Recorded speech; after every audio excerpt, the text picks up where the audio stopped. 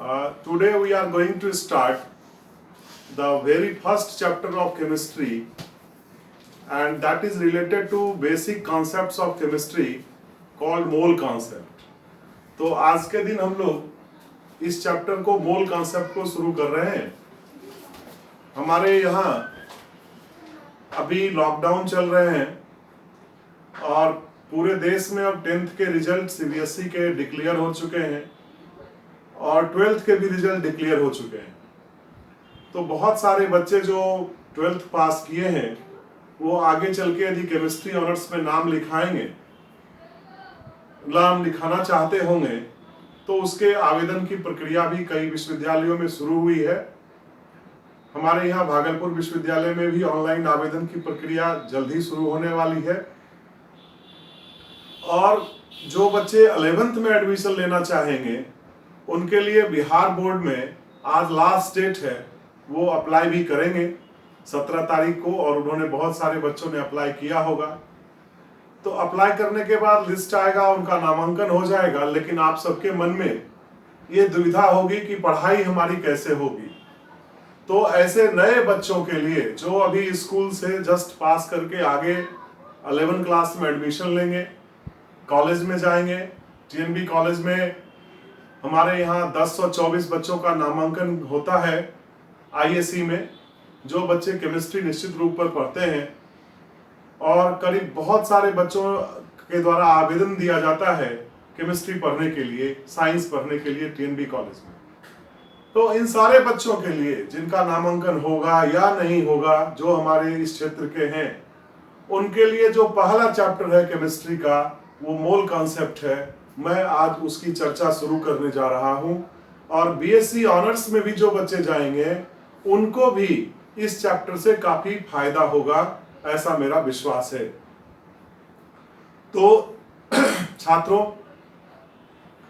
ये mole concept का chapter आपने थोड़ा बहुत 9th क्लास में या 10th क्लास में स्कूल्स में भी पढ़ा होगा और इस चैप्टर के साथ मैंने देखा है कि 90% बच्चों को कंफ्यूजन रहता है, उनको ये चैप्टर समझने में कठिनाई होती है। तो थोड़ा सा आप ध्यान से सुने, बातों को समझें, तो ये चैप्टर आपको आसान लगेगा और जब आपको ये चैप्टर समझ में आएगा तो केमिस्ट्री के सारे न्यूमेरिकल्स और फंडामेंटल्स को समझने में आपको काफी सुविधा होगी, ऐसा मेरा विश्वास है। तो सबसे पहली बात है कि मोल है क्या। तो बच्चों, जैसा कि हम जानते हैं कि किसी भी चीज को, फिजिकल क्वांटिटीज को व्यक्त करने के लिए, रिप्रेजेंट करने के लिए यूनिट्स की आवश्यकता है। जैसे मैं आपको पूछूं कि आपकी लंबाई क्या है, तो आप कहेंगे 5 फुट 2 इंच, 5 फुट 5 इंच। अब यदि आप 5'2" कहते हैं तो 5'2" कहने में 5 के साथ फुट और 2 के साथ इंच जुड़ा हुआ है। तो यह जो फुट और इंच है यह इकाई हुआ। आजकल जब आप किसी स्टैंडर्ड यूनिट में लिखेंगे तो लंबाई को लोग 1 मीटर 73 सेंटीमीटर, 1 मीटर 65 सेंटीमीटर ऐसा लिखते हैं। जब आप कपड़ा खरीदने जाते हैं तो दुकानदार को कहते हैं कि मुझे पैंट शर्ट के लिए इतना मीटर कपड़ा चाहिए, इतना मीटर, इतना सेंटीमीटर। जैसे पैंट बनवाना हो तो आप कहते हैं 1/20 कपड़ा दे दीजिए। इस 1/20 का में मीनिंग अंदर में 2 वर्ड है, एक है 1 के साथ मीटर और 20 के साथ सेंटीमीटर। तो लंबाई की इकाई मीटर या सेंटीमीटर में हम लोग लिखते हैं। आप सब्जी खरीदने जाते हैं, दुकानदार को कहते हैं कि मुझे 100 ग्राम मिर्ची दे दीजिए, 5 किलो आलू दे दीजिए, 1 किलो परवल दे दीजिए। तो ये जो किलो का, ग्राम का इकाई है, यह अमाउंट की इकाई है। तो बिना इकाई का यदि हम ऐसे बोलेंगे हमको 5 आलू दे दीजिए, तो हो सकता है वो गिनती से 5 आलू दे दे, तो लेकिन हमको तो 5 नहीं 5 किलो आलू चाहिए। तो आलू जैसे किलो में बताए आप खरीदने जा रहे हैं। आपका उम्र कोई पूछता है तो आप साल में बताते हैं कि मेरी उम्र इतना साल, इतना महीना है। तो समय की भी एक इकाई है और समय की स्टैंडर्ड इकाई सेकंड है। तो 3 फंडामेंटल जो हमारे फिजिकल क्वांटिटीज हैं वो है अमाउंट, मात्रा, जिसके लिए हम लोग किलोग्राम या इस मास के लिए हम किलोग्राम लिखते हैं। ये हमारा एसआई यूनिट है जिसको आपने पढ़ा होगा। दूसरा है डिस्टेंस, जिसकी एसआई इकाई मीटर होती है, एम से लिखते हैं। और टाइम, इसको हम लोग स्टैंडर्ड यूनिट सेकेंड लिखते हैं, एस से। तो यह किलोग्राम मीटर सेकेंड की इकाई जो है यह एसआई इकाई है, स्टैंडर्ड इंटरनेशनल इकाई है। लेकिन हम जो आज के जमाने में, आज के समय में केवल इन्हीं तीन चीजों से हमारा काम नहीं चलता है, हमको और भी कुछ चीजों की जरूरत पड़ती है। जैसे हम सभी लोग बिजली के बिना, करंट के बिना अभी संभव नहीं है हमारा लाइफ। हमारा मोबाइल फोन चार्ज करना हो, पंखे चलाना हो, बिजली के बल्ब जलाने हो, तो हमको करंट भी चाहिए होता है। अब आपको करंट की इकाई जाननी हो तो आप उसको किलोग्राम, मीटर या सेकेंड में नहीं बता सकेंगे। तो करंट के लिए एक इकाई दी गई है, एम्पियर।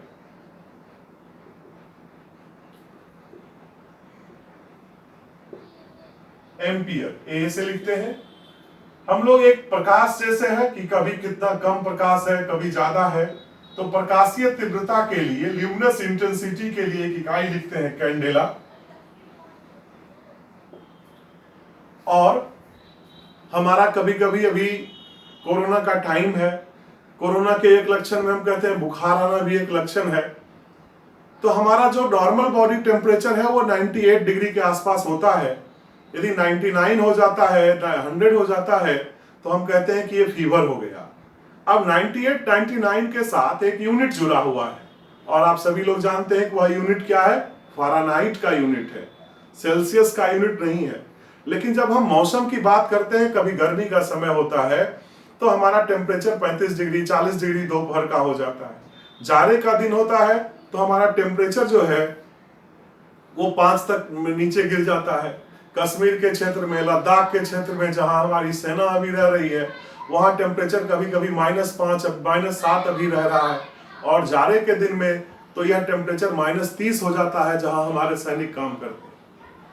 तो यह जो -30 का टेम्परेचर है, यह सेल्सियस में टेम्परेचर है। और सेल्सियस का टेम्परेचर, टेम्परेचर का जो यूनिट सेल्सियस लिखा गया, सेंटीग्रेड लिखा गया, यह एसआई यूनिट नहीं है। यह यूनिट एक दूसरा स्केल है जिसमें हम तापमान को बताते हैं, और तापमान का जो एसआई यूनिट है टेम्परेचर का, वो है केल्विन। और इस केल्विन स्केल में 0 केल्विन जो है यह -273.15 डिग्री सेल्सियस के बराबर होता है।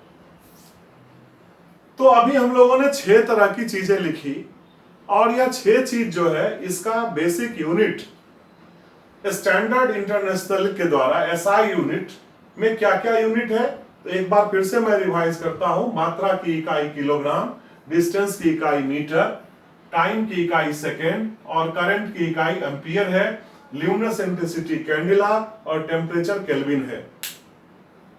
इन 6 यूनिट के बाद हमको एक और यूनिट की आवश्यकता पड़ी, और वह यूनिट है अमाउंट ऑफ सब्सटेंस। और यह अमाउंट ऑफ सब्सटेंस मास से डिफरेंट है, जिसको हम मोल कहते हैं।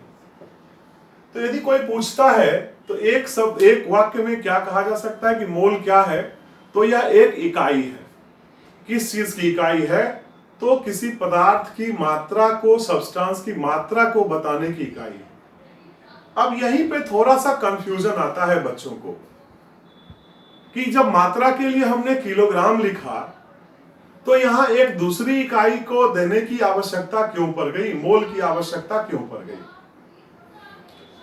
तो जैसा कि आप जानते हैं कि यह दुनिया, यह ब्रह्मांड 2 चीजों से मिलकर बना हुआ है।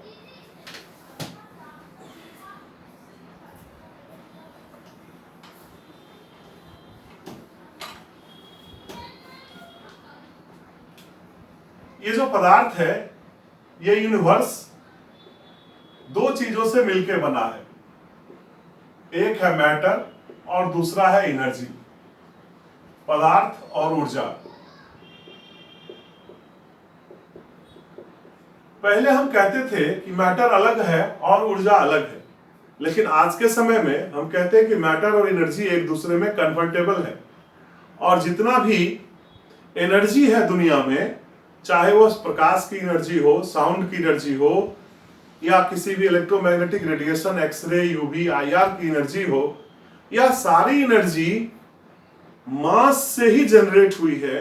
और आइंस्टीन का फेमस इक्वेशन आप इसमें पढ़े होंगे, E = mc²।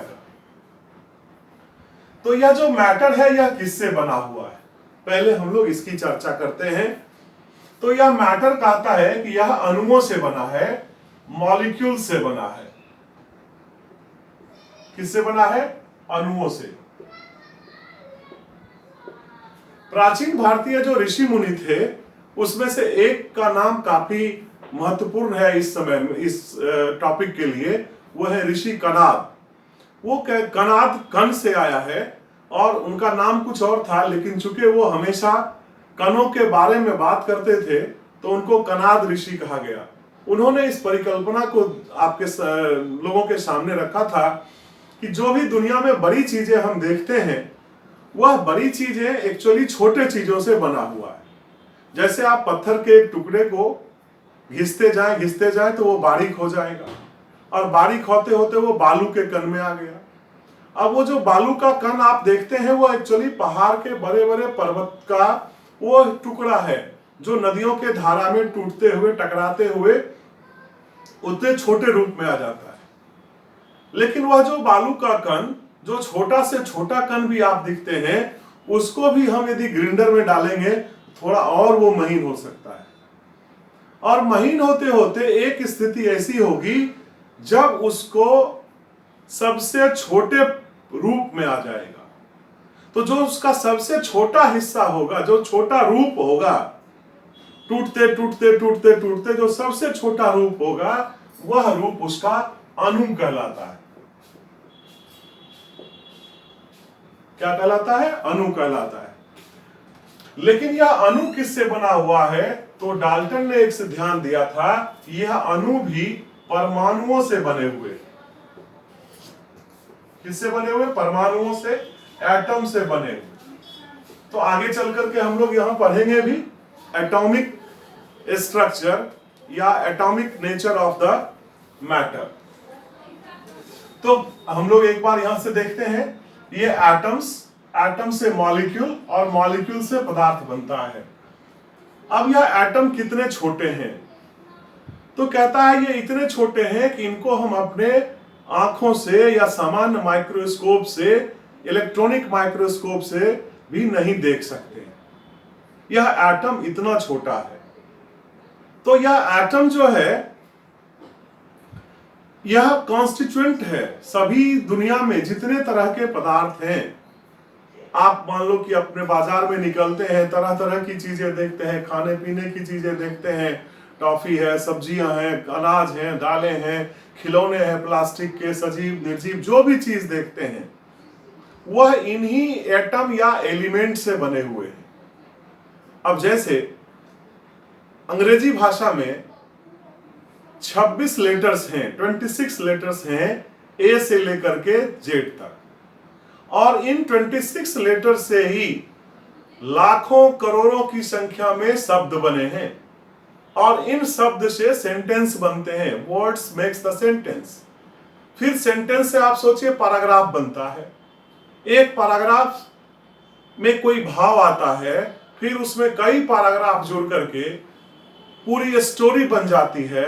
स्टोरी थोड़ी बड़ी होती है तो नॉवेल्स बन जाती है, और दुनिया भर में जैसे हजारों, लाखों, करोड़ों नॉवेल्स लिखे गए हैं, कहानियां लिखी गई हैं, अलग अलग कहानी के अलग अलग भाव हैं। किसी कहानी को पढ़ के हम खुश होते हैं, किसी को रोने लगते हैं, दुख का भाव होता है। तो अलग अलग तरह से जैसे कहानियां लिखी जाती हैं वैसे ही यही, लेकिन सभी कहानियों में, नॉवेल्स में, पोएट्री में, पोएम्स में, सब में अंग्रेजी के लेटर्स कितने यूज हो रहे हैं?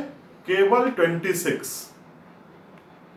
तो जैसे 26 लेटर्स मिल करके पूरे बुक को बना रहे हैं, नॉवेल्स को बना रहे हैं, स्टोरी को, बुक्स को बना रहे हैं, वर्ड बना रहे हैं, सेंटेंस बना रहे हैं, उसी तरह से एटम्स की संख्या बहुत ज्यादा नहीं है, एलिमेंट्स की संख्या बहुत ज्यादा नहीं है जो प्योर फॉर्म में पाए जाते हैं, लेकिन उनके ही कॉम्बिनेशन से मॉलिक्यूल्स बनते हैं।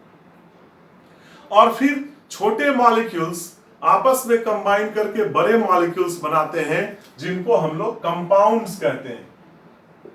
क्या कहते हैं? कंपाउंड्स या यौगिक। और यही जो कंपाउंड्स यौगिक है वो फिर दो चार चीजें, दो चार कंपाउंड्स, 10 कंपाउंड, 20 कंपाउंड मिलकर के किसी सजीव या निर्जीव वस्तु का निर्माण करते हैं, जो पदार्थ के रूप में हम इस ब्रह्मांड में देखते हैं। तो ये जो एलिमेंट्स हैं, जो एटम्स हैं, वो एटम अत्यंत छोटे हैं। और डाल्टन का एटॉमिक थ्योरी आप सबने पढ़ा होगा स्कूल्स में। उन्होंने कहा था कि यह एटम अविभाज्य है, अनडिविजिबल है। क्या है? अनडिविजिबल। उसको विभाजित नहीं किया जा सकता है। जैसे जब हम उसको विभाजित करेंगे तो वह उसका कैरेक्टर समाप्त हो जाएगा। हिंदी भाषा में वर्णमाला में आधे शब्द को लिखने का प्रावधान है, लेकिन अंग्रेजी भाषा में कहीं भी हम लोग हाफ बी नहीं लिखते हैं, हाफ ए नहीं लिखते हैं। वैसे किसी शब्द का अस्तित्व नहीं होता है। इसीलिए मैंने अंग्रेजी भाषा के वर्णमाला के शब्दों का उदाहरण पहले दिया था। तो जिस तरह से हम शब्दों को नहीं तोड़ सकते हैं, उसी तरह से हम एलिमेंट्स को, डाल्टन ने कहा कि एटम्स को तोड़ा नहीं जा सकता है, और तोड़ने से उनका गुण समाप्त हो जाएगा। ये बात आज भी सही है। ये सही है कि उसको तोड़ा जा सकता है, यहाँ पे थोड़ा सा ये बदलाव आया है, लेकिन तोड़ने से उनके गुण में परिवर्तन होगा, ये आज भी सही है। तो एटम्स के पास सभी फंडामेंटल जो प्रॉपर्टीज है वो मौजूद है, और इन्हीं एटम से मॉलिक्यूल का निर्माण होता है, और मॉलिक्यूल से पदार्थ का निर्माण होता है।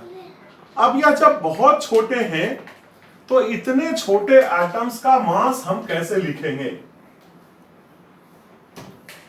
तो ये जो एटम्स हैं, उनमें से कुछ एटम्स को हम लोग लिख रहे हैं नाम यहाँ पर, जैसे हाइड्रोजन है, ऑक्सीजन है, कार्बन है, नाइट्रोजन है, सोडियम है, पोटेशियम है, कैल्शियम है, आर्गन है। ये कुछ हमारा एटम्स है। अब इन एटम्स के साथ संयोग करने से, जैसे हाइड्रोजन और ऑक्सीजन के संयोग करने से वाटर बनता है, और यह हमारे ब्रह्मांड का, पृथ्वी का सबसे इंपॉर्टेंट कंपाउंड है। H2O वाटर है, जिसमें 2 हाइड्रोजन 1 ऑक्सीजन मिलकर के बना है। कार्बन, हाइड्रोजन और इसको मिलने से, ऑक्सीजन के मिलने से C6H12O6 जैसा कंपाउंड बनता है, जो ग्लूकोज है। तो इस तरह से आप देखिए कि इन एलिमेंट्स के, एटम्स के कॉम्बिनेशन से बनता है। अब इन एटम्स के कॉम्बिनेशन से जो चीजें बन रही हैं वो तो डिफरेंट यौगिक से हुए। अब इन एटम्स का एक्चुअल वजन कितना है, मास कितना है? तो जैसा मैंने पहले कहा कि यह इतने छोटे हैं, इतने छोटे हैं कि इनको डायरेक्ट किसी तराजू से तौला नहीं जा सकता है, कोई स्केल से इसको मेजर नहीं किया जा सकता है। तो लॉ ऑफ केमिकल कॉम्बिनेशन के द्वारा जो सबसे हल्का एटम मिला, उस एटम के मास को 1 मान लिया गया। जैसे हाइड्रोजन का मास सबसे पहले 1 मान लिया गया। हाइड्रोजन सबसे हल्का एटम था, इसका मास 1 ले लिया गया, और कहा कि बाकी सारे एटम्स का मास इसी के कंपैरिजन में हम लोग लिखेंगे। जैसे अब आप देखिए, ऑक्सीजन का मास यदि 16 लिखा जाता है, तो ये 16 मास का मतलब हुआ कि एक ऑक्सीजन का एटम हाइड्रोजन एटम से 16 गुना भारी है। और एक स्केल यहां पर डेवलप किया गया, जिसको हम लोग AMU scale, atomic mass unit scale कहते हैं। क्या कहते हैं? Atomic mass unit scale, AMU का स्केल। जैसे मान लीजिए पोटासियम इसमें 39 हुआ, तो इसका मतलब हुआ कि हाइड्रोजन से पोटासियम का एक एटम 39 गुना भारी है। यह एक रिलेटिविस्टिक कॉन्सेप्ट लिया गया, और इसमें लॉ ऑफ केमिकल कॉम्बिनेशन का प्रयोग करके अलग अलग एटम्स के बाद जो कंपाउंड बनते हैं उन कंपाउंड्स के द्रव्यमान को देख करके उन एटम्स का रिलेटिव मास बनाया गया। लेकिन हाइड्रोजन के साथ एक समस्या थी, उसको रेफरेंस एटम के रूप में बहुत दिनों तक रखा गया। लेकिन हाइड्रोजन के साथ एक समस्या थी कि हाइड्रोजन कहीं भी वायुमंडल में हाइड्रोजन एटम के रूप में नहीं पाया जाता है। ये जहां भी पाया जाता है H2 के रूप में पाया जाता है, हाइड्रोजन गैस के रूप में पाया जाता है, या कंबाइंड फॉर्म में वाटर मॉलिक्यूल के फॉर्म में है, या यहां पर यह C6H12O6 जो ग्लूकोज हमने लिखा, या C12H22O11 जो हमने कार्बोहाइड्रेट लिखा है, शुगर का फॉर्मूला, उस फॉर्म में ये हाइड्रोजन है। तो hydrogen always exist in the combined form. जैसे मैं आपको कहूं कि इस पेन के कैप का दाम कितना है, तो इसका कुछ भी दाम नहीं है, क्योंकि यह कैप बाजार में मिलता नहीं है। जब यह पेन के साथ है तो इसका दाम 25 रुपया है। तो यह पूरा पेन एग्जिस्ट करता है, अकेले यह कैप एग्जिस्ट नहीं करता है। तो उसी तरह से हाइड्रोजन एटम एग्जिस्ट नहीं करता है, हाइड्रोजन का मॉलिक्यूल एग्जिस्ट करता है। यह एक समस्या थी। दूसरा कि हाइड्रोजन के 3 समस्थानिक भी पाए जाते हैं, हाइड्रोजन 1, 1H1, 1H2 और 1H3। हाइड्रोजन, ड्यूटेरियम और ट्रिटियम। इस 1H1 को हम लोग प्रोटियम भी कहते हैं। तो प्रोटियम, ड्यूटेरियम और ट्रिटियम। तो आप किस हाइड्रोजन को कंसीडर करते हैं, यह भी देखना मुश्किल हो गया। तो इसलिए हाइड्रोजन को छोड़ करके एक दूसरा एटम रिफरेंस एटम के रूप में चुना गया, और वह दूसरा एटम जो रिफरेंस के रूप में चुना गया, वो आप सभी लोग अब जानते होंगे कि वह एटम है हमारा कार्बन 12। कौन सा एटम है? कार्बन 12। कार्बन 12 लिखने का मतलब हुआ कि कार्बन के भी 3 समस्थानिक हैं, 6C12, 6T13 और 6C14। ये 3 आइसोटोप्स हो गए कार्बन के। और मुझे उम्मीद है कि आप सभी लोग आइसोटोप्स के बारे में जानते होंगे कि ऐसे एलिमेंट एटम्स जिनमें एटॉमिक नंबर सेम हो, परमाणु संख्या सेम हो, मास नंबर डिफरेंट हो, तो इनको हम आइसोटोप कहते हैं। तो इसमें से कार्बन 6C12 जो है, सबसे ज्यादा कार्बन के इसी की मात्रा पाई जाती है। उसके बाद 6C14 की मात्रा पाई जाती है, और ये जो 13C है ये बहुत कम 0.0001% पाया जाता है। ये करीब 0.01% है, जो अच्छी मात्रा में है। और आप ये भी जानिए कि ये कार्बन जो है ये रेडियो एक्टिव है, रेडियोधर्मी है। थोड़ी बहुत आपने पढ़ी होगी रेडियो एक्टिविटी के बारे में, फिर इसकी चर्चा हम लोग बाद में करेंगे। तो हम किस एटम को रेफरेंस एटम चुनते हैं? 6C12 को।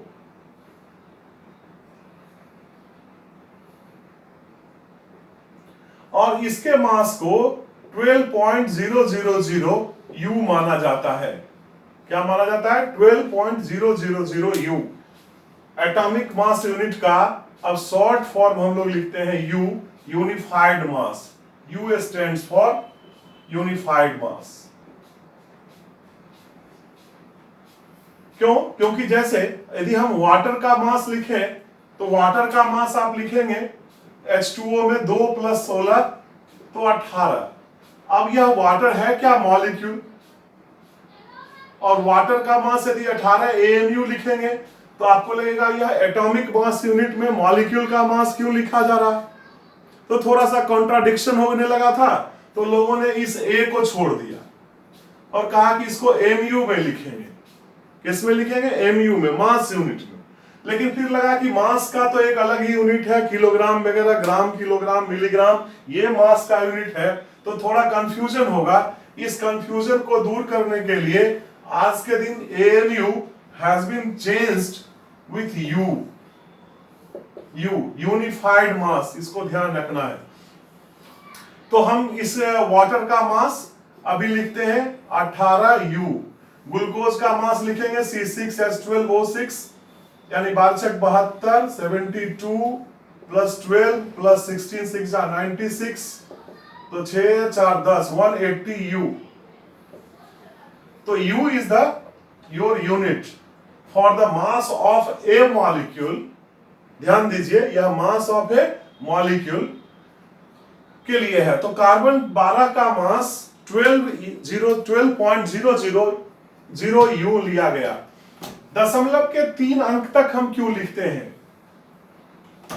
शायद आप गणित के अच्छे विद्यार्थी होंगे तो आप समझते होंगे कि 12.0, 12.00, 12.000 इन तीनों अंक में अंतर है। जब आप 12.0 लिखते हैं तो इसका सिग्निफिकेंट फिगर 1 है, 12.00 में सिग्निफिकेंट फिगर 2 हो गया, और यहां जब 3 लिखते हैं तो 3 हो गया। मतलब मेरा जो मेजरमेंट है वह दशमलव के 3 अंकों तक सही है। तो मैग्नीट्यूड के हिसाब से 12.0, 12.00, 12.000 बराबर ही हुआ। आपको लगेगा कि बराबर ही है, लेकिन ये एक जो टर्म है सिग्निफिकेंट फिगर, यदि ये आप ध्यान देंगे तो साइंटिफिकली यह सही होगा। जैसे मैं आपको पूछूं कि आपके घर में कितने लोग हैं, तो आप कोई कहेंगे कि मेरे घर में 5 लोग हैं, कोई कहेंगे कि नहीं मेरे यहाँ 6 लोग हैं, कोई कहेंगे नहीं मेरे यहाँ 4 लोग हैं। किन्हीं का बड़ा परिवार होगा, संयुक्त परिवार होगा, तो वो कहेंगे मेरे यहाँ 8 लोग हैं। लेकिन यदि कोई बच्चा ये कहता है कि नहीं मेरे घर में 5.0 आदमी हैं, तो आप बताइए कि कौन सा आंसर ज्यादा सही है, 5 कहना सही है या 5.0 कहना सही है? तो 5 कहना सही है, 5.0 कहना सही नहीं है। 5.0 कहने का मतलब हुआ कि दशमलव के 1 अंक आगे तक आपका सिग्निफिकेंट फिगर है।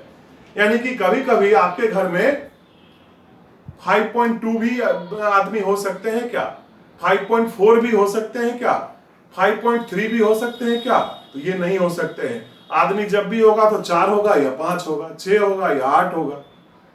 बात समझ रहे हैं मेरी? तो इसीलिए हम सिग्निफिकेंट फिगर का भी ध्यान रखना सीखें।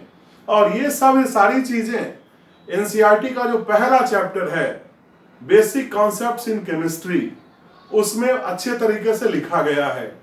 उस बुक को आप बिल्कुल से फंडामेंटल बुक मान करके, गीता मान करके आप उसकी पढ़ाई करिए और उसको आप ठीक से पढ़ें। सिग्निफिकेंट फिगर का कॉन्सेप्ट आपको समझ में आएगा। तो 12.000 ये हमारे कार्बन का मास लिया गया है।